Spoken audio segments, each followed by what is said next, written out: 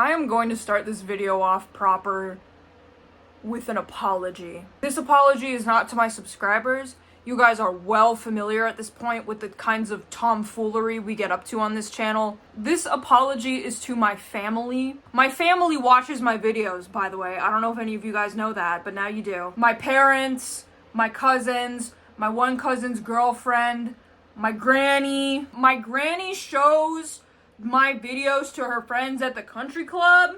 If you guys are watching this video at the country club, I would just like to issue an apology because this is the filthiest book I have ever read. The Vine Boom censor sound effect is going to get used and abused in this video. And I just want to say, I go into these books completely blind. I never really know what I'm getting into.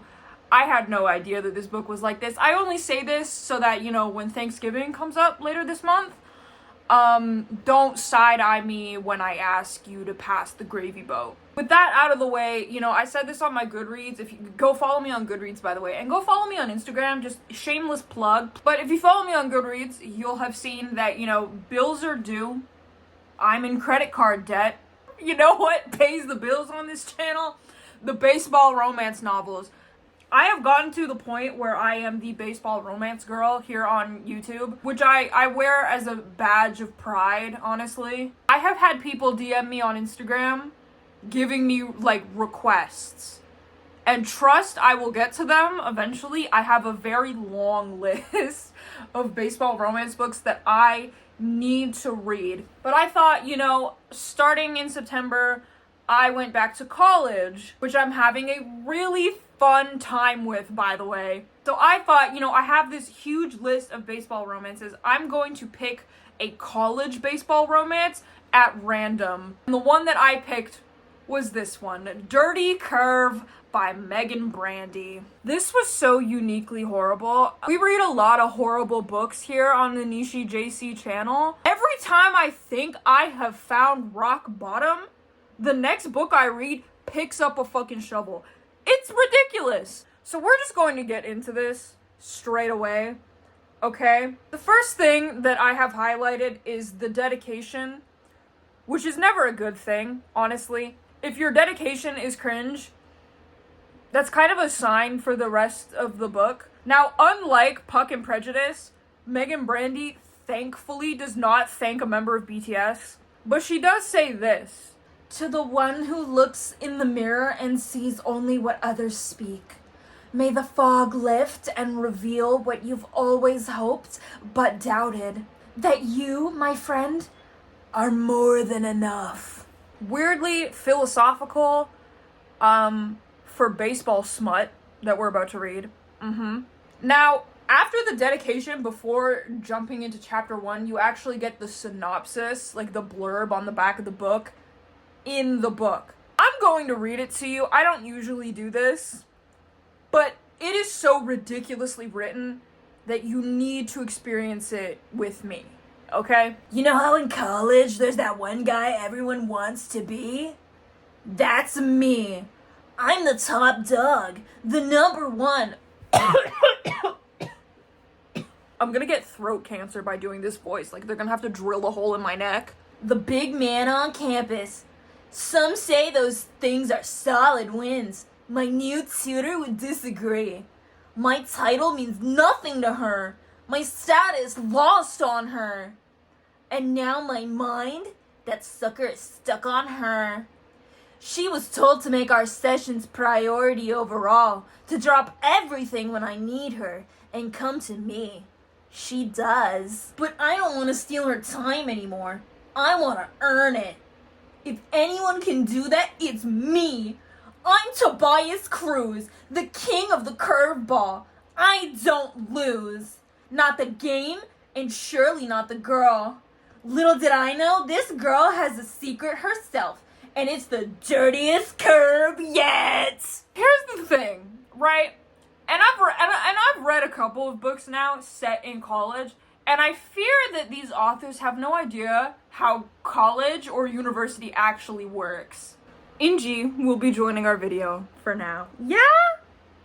Okay. Authors act like college is just high school part 2. Nobody gives a fuck about the popular jock. You know what I mean? Okay, squirmy wormy, I'm letting you go. Let's just start with chapter 1, because we're really jumping into the deep end here, like, right away. This is told in, like, split perspective, but for the most part, it's just Tobias's point of view. And it's a real fucking curse that we have to live in this man's head for, like, 500 pages. But here's how the book actually starts. Anatomy. What a fucking joke.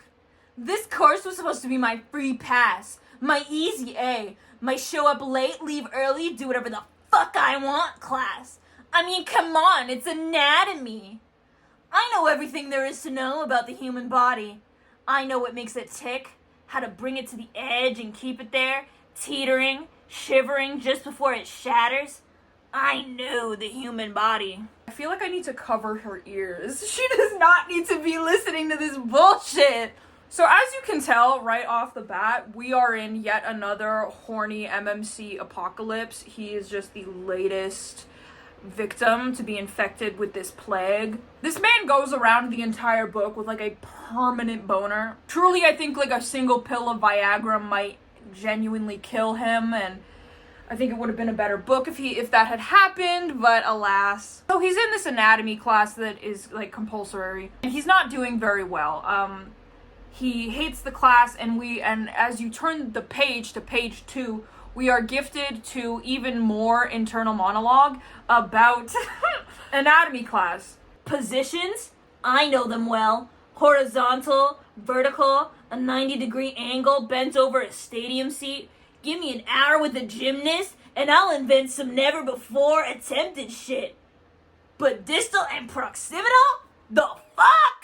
Bent over a stadium seat, though. Let's just think about this for a minute. If you have ever been to a Major League Baseball game, you would know that those seats are tiny, and they are made of hard plastic, and they are about 2 inches apart from one another. Trying to imagine how that would be sexy or enjoyable in any way is like playing fucking Twister in my mind. Oh my god. Guys, this is what happens when you have a Persian cat. They just leave clumps of fur everywhere.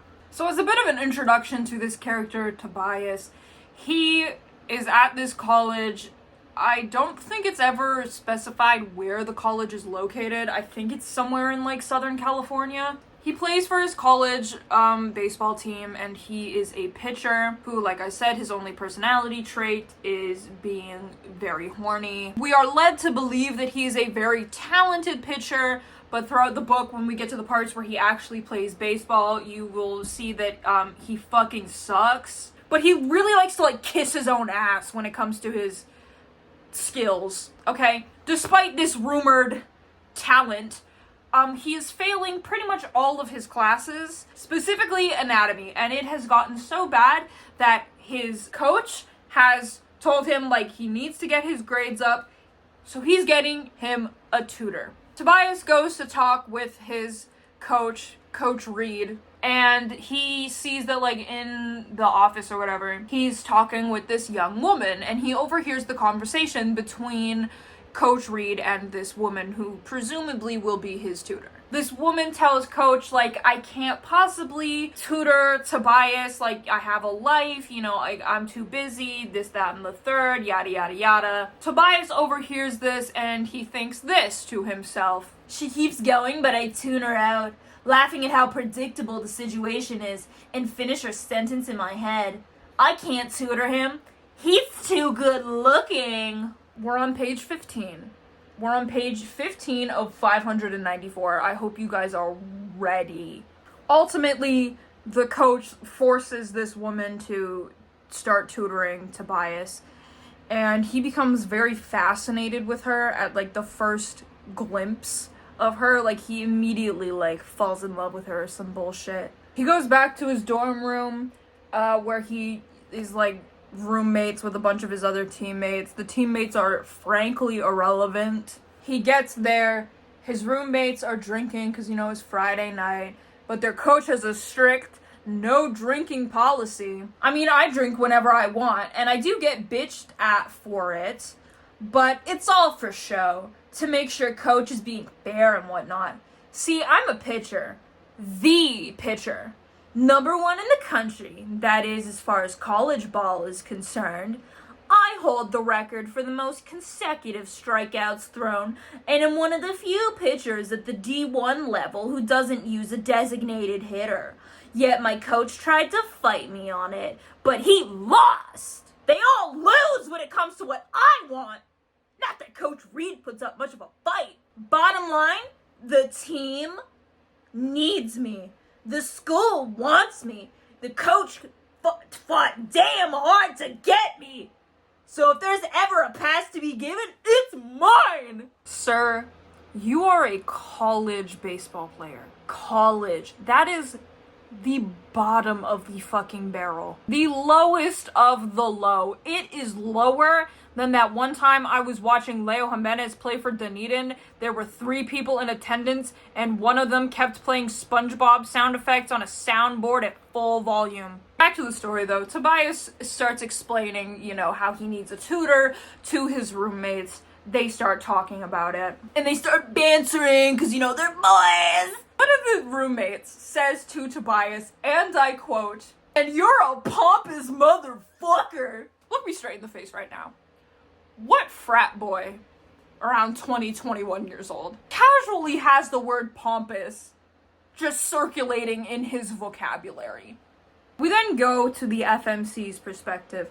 Our FMC's, oh my god. I don't know what it is about these baseball romance books and picking the worst possible first names for the female main characters. First we had Miller Montgomery. Now we have Meyer.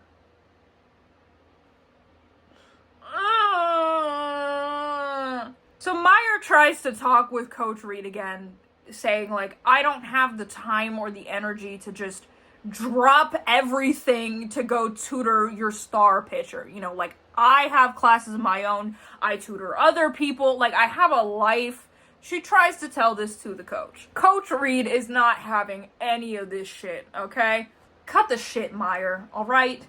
You know exactly what I'm talking about. You listen good. When Tobias Cruz calls, answer. If he texts, responds. Wants an impromptu session? Make it happen. That's right, bitch. Fuck your free time. I need to make sure that my star pitcher gets drafted in the first round, ho! So during their very first tutoring session, Tobias comes with very ridiculous expectations. He basically gives Meyer his assignment and tells her, do this shit for me. She tries to tell him, that's not how this fucking works, you dumbass. And he's like, I don't care. I got baseball to deal with. Tells her, write this 10-page essay, have it done for me by 9 a.m. tomorrow morning. No shot. It doesn't get done. She doesn't do his shit for him. And he shows up the next morning, expecting that she will show up to, give him the completed assignment. And she doesn't. She has her own shit to do. And he's fuming at this. He's fuming that she didn't show up to return this assignment. My throat is starting to hurt from doing all these voices, but I must persist. I'm Tobias motherfucking Cruz, the best goddamn pitcher college ball has ever seen. I hold the record for consecutive strikes thrown at this level. And last season, I became the first to ever pitch back-to-back no-hitters in a college championship game. Can you hear him, holding back tears, lip quivering as I read this to you? I'll be traveling across the country this time next year without a thing holding me back, living it up like a damn god. I will make it because failing isn't an option. Fuck school. And fuck the little tutor who blew me off like she could. What a well-adjusted young man. Am I right, guys? So because he doesn't hand in this assignment, his grades plummet in this class. And the Coach Reed confronts him about this. He tells Tobias, you're getting benched until the foreseeable future because you need to get your grades up. This is the agreement. Tobias throws a hissy fit over this. I'm playing on Friday, coach. He lifts his chin, clicking and unclicking his pen. Your grade's at 66%. You have to have at least 70 to hit the field. You know this. My team, my standards. This is my team and we both know it. But I'll play along. Tobias is determined to get his grades up 3% within the next 2 days. So he has a session with Meyer, and during this session, this is where we get into like a genuine issue with this book, and that is the rampant amount of sexual harassment. Yeah, alright, I lean forward, resting my forearms on the fake wood. We'll start, but real quick, let's get this out of the way, yeah? The pull in her brows tells me she's paying attention. Oh, hello again. I really gotta get this shit done, so can you try to keep this I'd rather shit flaming hot Cheetos than be here with you act you got going until we're at least halfway done? That is such a mouthful of a sentence. Not sure I could say no right now. Game days amp me up and I could use the release. We are not impressed. Save me. I don't want to be doing this. This is the entire book, by the way. It's just him being really horny and sexually harassing this woman. And this is probably one of the more tame things that he says and or thinks about her. Shitting flaming hot Cheetos aside, what the fuck are we talking about, first of all? The next page, they continue on with the tutoring session. Meyer tells him, okay, there's a little bit of this one assignment left. Do it at home. Do it in your dorm as homework. You don't need me to do it. That won't work. Why is that? She asks, without looking at me. She only looked at me a handful of times since we've been here. It's annoying. Because it's due tomorrow. And you have the rest of the evening. I live with another dude who, by now, has guests. So as soon as I get home, all the blood in my brain is gonna drop to my and my shit won't get done. Did she need to know that? Did she need to know that? The next morning before class, they meet up to talk about the assignment that was due that he was supposed to do at home, but couldn't because he'd be too busy for it. I don't know. Did you happen to get anything down last night? Sorry to disappoint, but I don't go down. This is getting really tiring really fast, and we are on page 81 of 594. We're on chapter 6. Her hands freeze over her keyboard a moment, but again, no response comes. Man, she's no fun. Not a laugh or a flirty. Oh, but I do. Comment meant as a not-so-subtle offer. Nada. Nothing. Oh no! She keeps this relationship professional between a tutor and a tutoree? Oh my god, why? His way of flirting is just, like I said, blatant sexual harassment. And this goes on the entire book. He continuously sexually harasses her until she finally gives in to him. And this is supposed to be romantic? This is supposed to be their romance? How is this romantic? I went back to college. Literally my first day on campus, I was sexually harassed by a guy. That shit was not cute. It was not hot. It was just super uncomfortable. And I've said this in so many other books, and this is not nearly the worst example, okay? Silver Elite, the main male character in that was a genocidal Nazi, okay? Quite literally. But at the same time, it really does feed into a larger conversation that I have been trying to have on this channel, which is I'm sick of these books where the main male character just gets away with the most dastardly shit. Whether it ranges from sexual harassment to genocide, it doesn't matter. If he's hot and he has a six-pack, doesn't matter his behavior, it's hot, it's sexy, it's excusable. And the fact that he tries to wear her down with his unspoken riz or whatever the fuck this is, and it works. By the end of the book, she's like, oh my god, I'm so in love with him. Can my neighbor stop trimming his hedges? Oh my god. They continue to go through this session of tutoring before classes start. And Tobias takes note of the fact that Meyer won't look him in the eyes. I can't imagine why she wouldn't want to do that. Why she would feel so uncomfortable around him. No idea, nothing's coming to mind. And we get what I think is hands down the worst line in this entire book. Maybe one of the worst lines I've ever read in my entire life. It might just take the throne from Gold Star Titties. I need you to really prepare yourself because you're not ready for what I'm about to read. See, every now and again, she has to look up, has to make sure I'm paying attention and whatnot. When she does, the second her gaze locks onto mine, her lips part, but just a tad, and she sucks in a tiny little breath. It's like my eyes pull at something in her. Probably her pussy strings.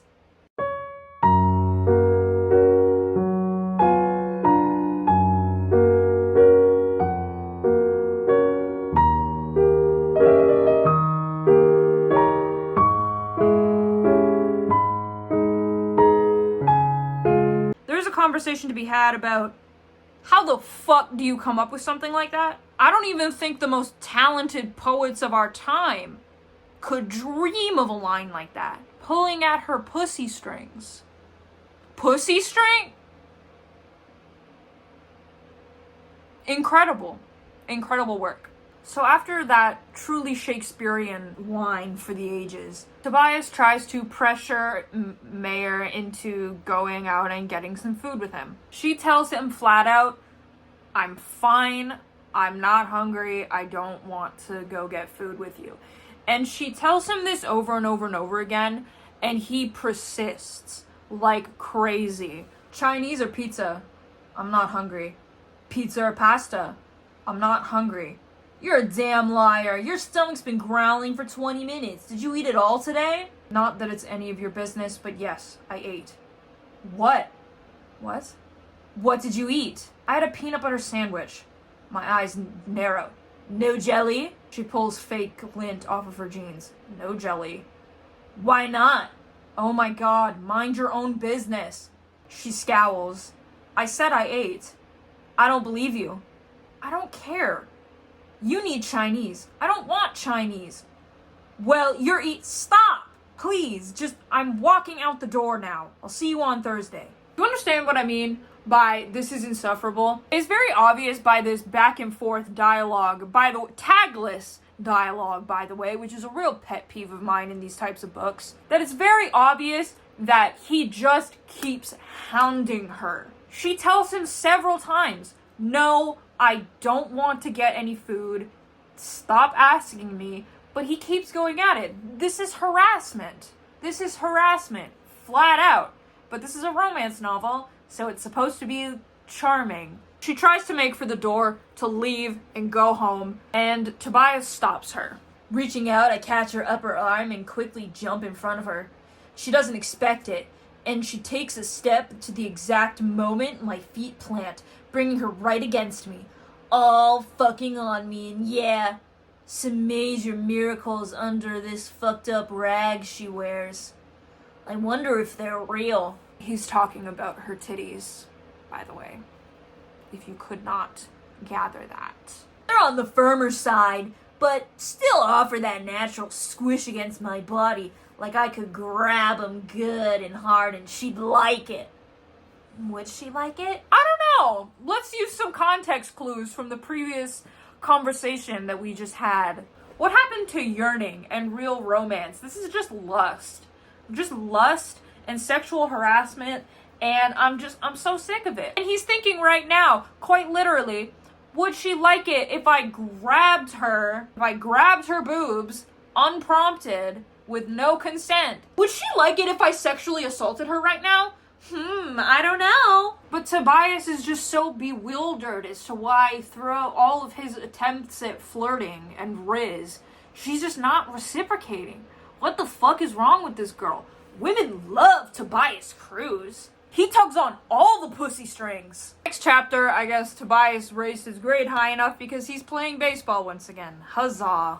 It's near the end of the game. He's about to strike out the final batter on the opposing team. Strike 3, bitch, I smirk.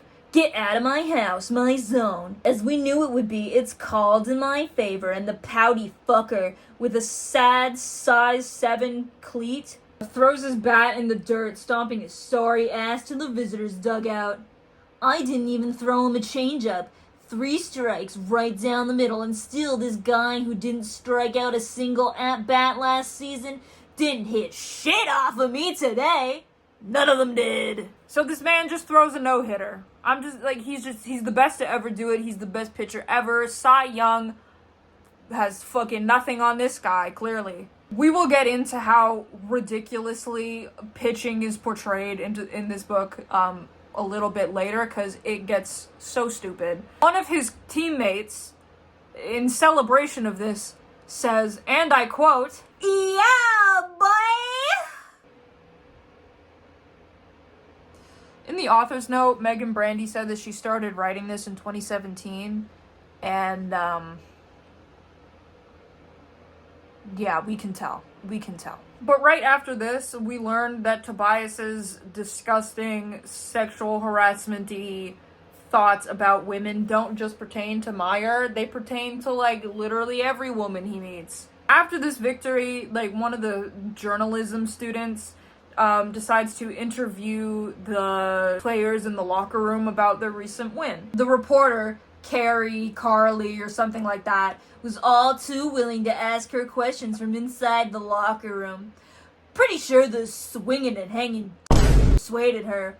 Girl asked me 2 questions before the slow rocking of our center fielder's schlong caught her eye on his deliberate, leisurely stride past us in nothing but his birthday suit, towel hanging around his neck.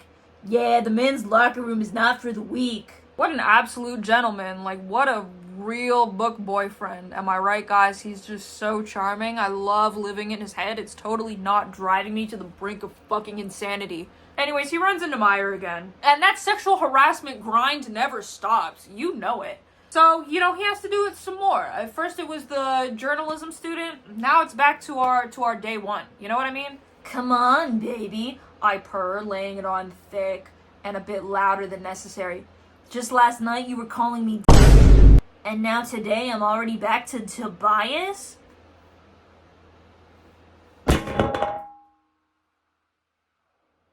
I'm sick of this shit. How the hell did anybody enjoy this unironically? I get that when it comes to book talk, but is this even popular on book talk? I don't even know. In my heart, tell me why am I emotional when I knew it from the start.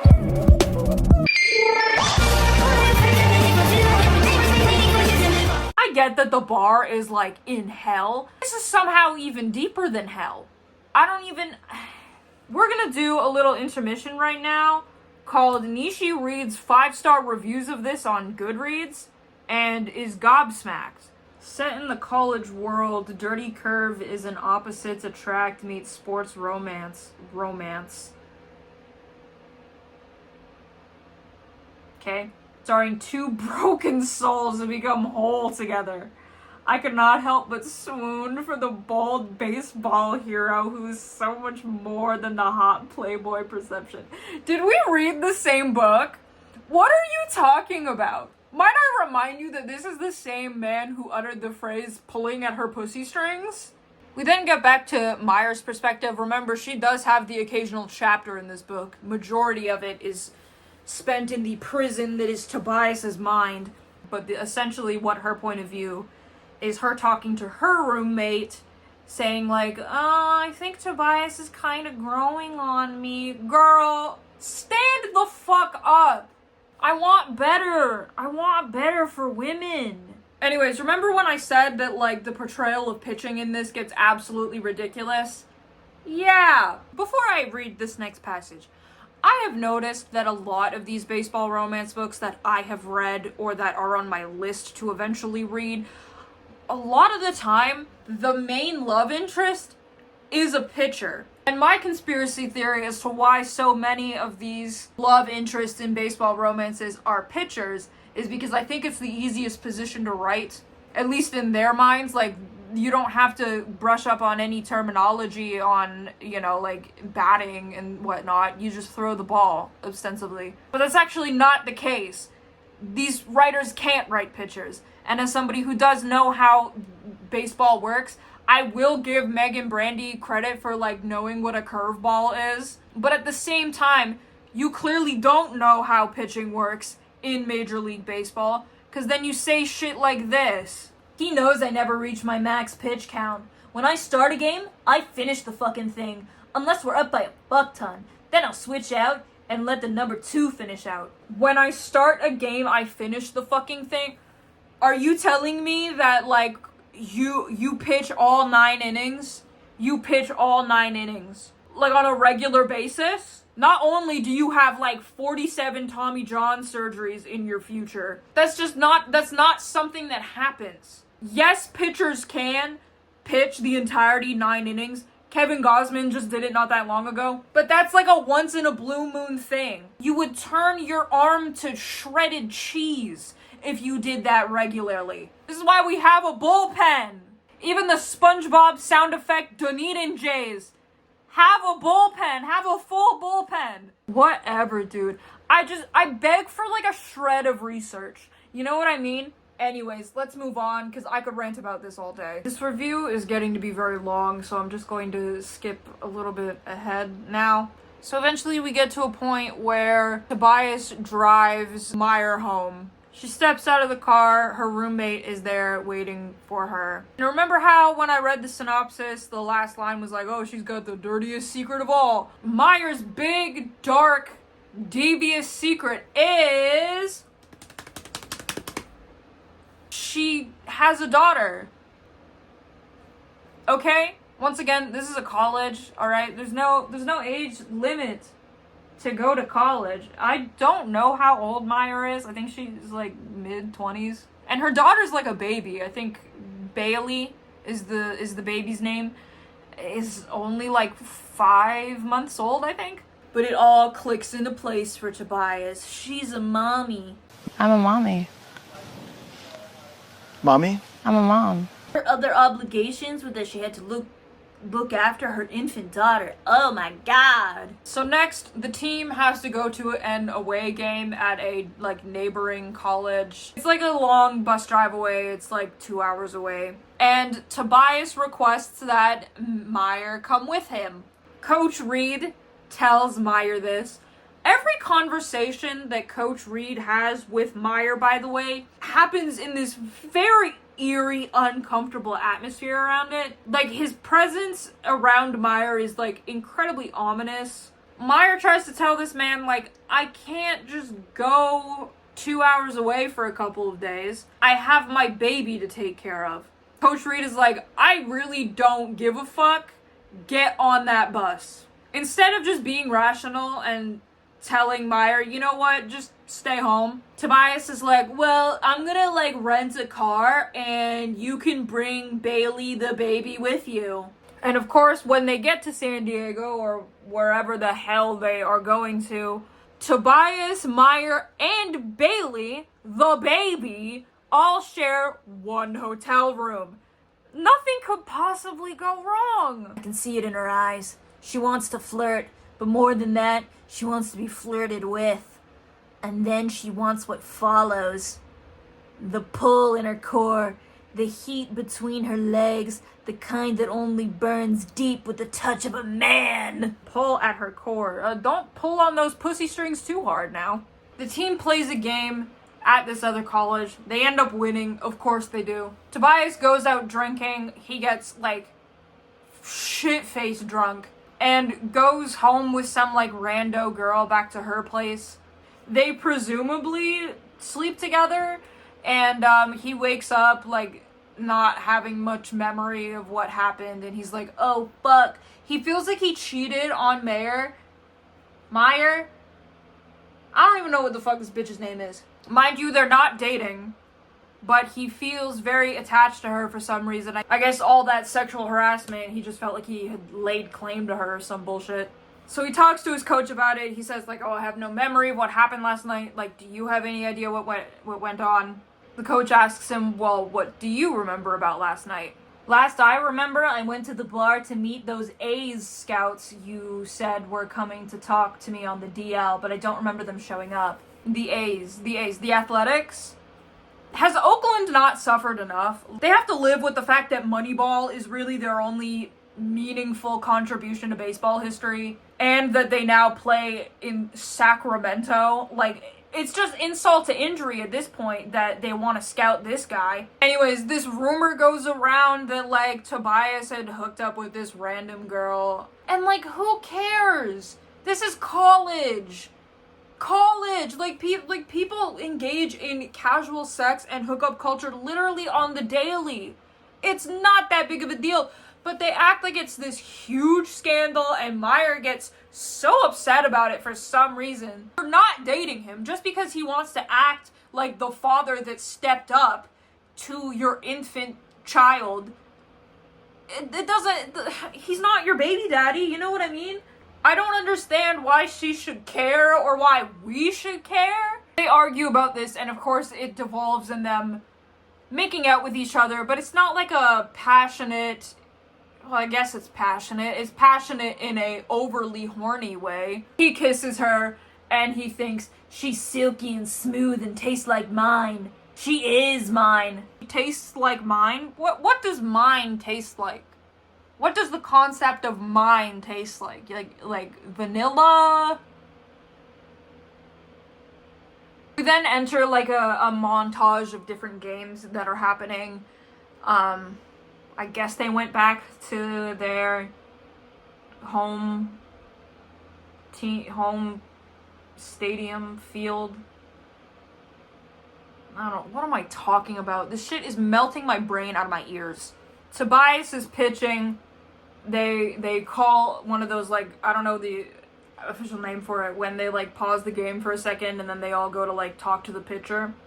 That happens. One of the teammates starts like chastising Tobias. Bro, what the fuck are you doing? He hisses. That's the third motherfucker you've hit. So in baseball, if a pitcher throws a ball and it hits the batter anywhere on their body, they automatically get to go to first base, like regardless of how many strikes or balls there were. As a pitcher, you don't want to hit the batter because you don't want them to get on base. It's a very easy concept to understand. All right, we got it? And seemingly as like the best pitcher in college ever, you would think that he knows this, right? This man is intentionally throwing baseballs at like 90 miles an hour because the opposing team was talking some smack. You're actually a terrible pitcher. I don't care how mad you are at these opposing batters. By hitting them, you're helping them. And this is what I'm saying. I beg for a crumb of research into these positions that authors give their athlete main characters. You know what I mean? You expect me to believe that this guy is like the most talented pitcher ever. Like, this guy makes Clayton Kershaw, Garrett Crochet, Max Fried, all of them look like fucking rookies. And yet you expect me to believe that with this guy intentionally hitting batters, and he has just this arrogance about him that he's like the greatest of all time, so it's justified that like he kisses his own ass all the time. Coach Reed starts threatening Meyer over something. I don't remember what. I didn't write it down. And the tutoring sessions with Tobias come to an end. Like, he's at a point where with his grades where he doesn't really need them anymore, and he loses his fucking mind. He drives to the coach's office and starts just absolutely exploding on him. Why am I ever fucking schedule? You need to force her to put me back. You need to calm down. I can't! Give her back to me! Give her back to me. Let's pause for a minute, okay? I really cannot express how, like, concerning Tobias's behavior is, like, throughout this entire book. Like, we can laugh about, like, pulling at her pussy strings all we want, but, like, at the end of the day, like, when we look at his actions, like, he sexually harassed her so much. He had that one thought where he was like, would she like it if I sexually assaulted her right now? He forced her in so many different situations to like spend extra time with him just because he wanted it. There's a point earlier, I didn't get into it because I didn't want to, but like where he like low-key stalks her to her like night job. There is absolutely nothing romantic in this book at all, and when I was scrolling through the 5-star reviews on Goodreads, I saw people being like, oh, it like gives you all the feels. The only thing that I am feeling right now is uncomfortable. And Coach Reed points this out. His head tugs back, his frown deepening. Give her back.